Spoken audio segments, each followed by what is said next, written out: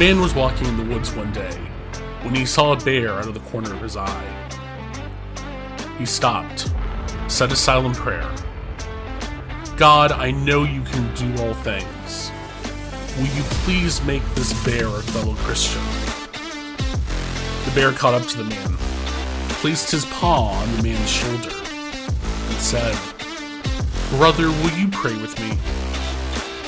Dear God, for this meal that I am about to receive, make me truly thankful.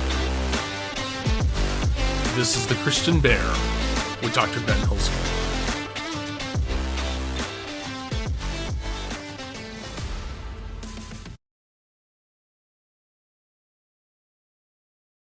Welcome to episode 23 of The Christian Bear.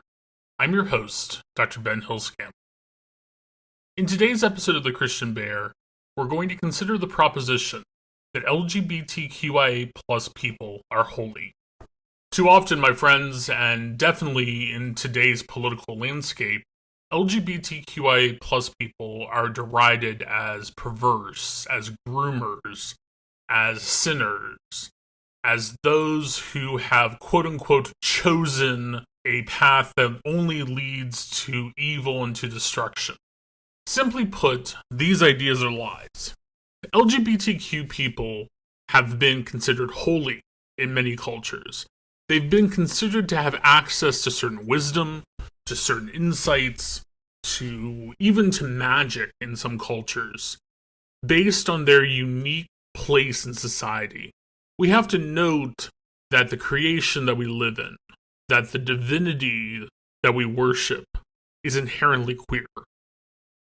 It is queer because it stands outside the normative of much of society.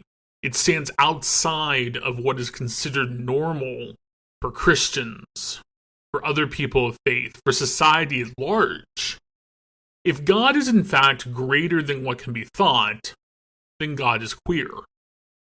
Where queer simply represents that which is non-normative. With that in mind, we then can also say with complete confidence that being gay, that being LGBTQIA+, that being queer is non-normative. That we wonderful queer people stand outside of that which is normal. And we don't stand outside of that which is normal because we are weirdos, because we are quirky, although those may definitely be true. We stand outside what is normal because that is simply our orientation. That is simply how we relate to the world in a way that is beautiful. In a number of First Peoples cultures, LGBTQA folks were regarded as having access to the divine, having access to the spiritual. They often were shamans or medicine people. They were revered in their cultures. And this is one of a number of points that Western Eurocentric culture, that in committing genocide against these people, have erased from our memory.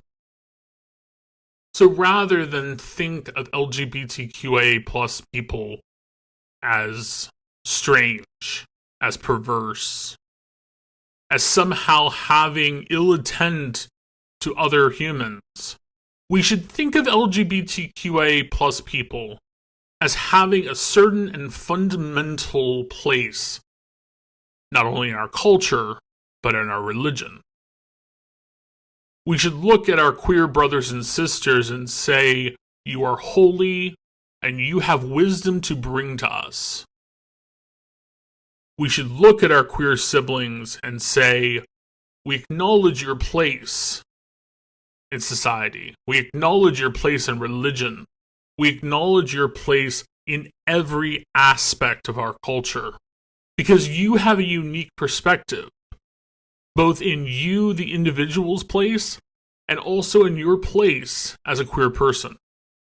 We do ourselves no favor, friends, by attempting to exclude queer people from discourse, to exclude queer people from education, to exclude queer folks from government and politics, to exclude queer folks from religion. Queer folks deserve to be in all places where decisions are made, to paraphrase Ruth Bader Ginsburg. Not just because they are people, not just because they have a perspective to bring, but because queer people are inherently holy, are inherently connected to the divine, and deserve that respect which we accord on all holy people. May it be so.